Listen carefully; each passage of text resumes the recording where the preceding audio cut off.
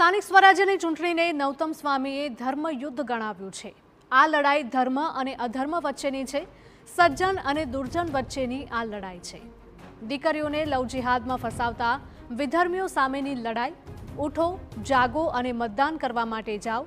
હિન્દુત્વના પ્રહરીને મત આપીને વિજય બનાવો।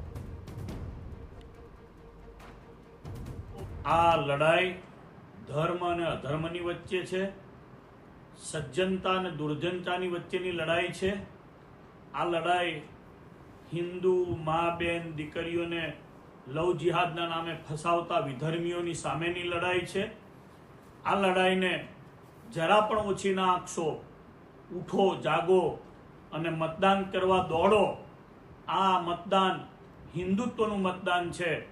મારી ગુજરાતના સર્વ હિન્દુ ભાઈઓને, બહેનોને, યુવાનોને નમ્ર અપીલ છે કે આ ધર્મયુદ્ધ છે।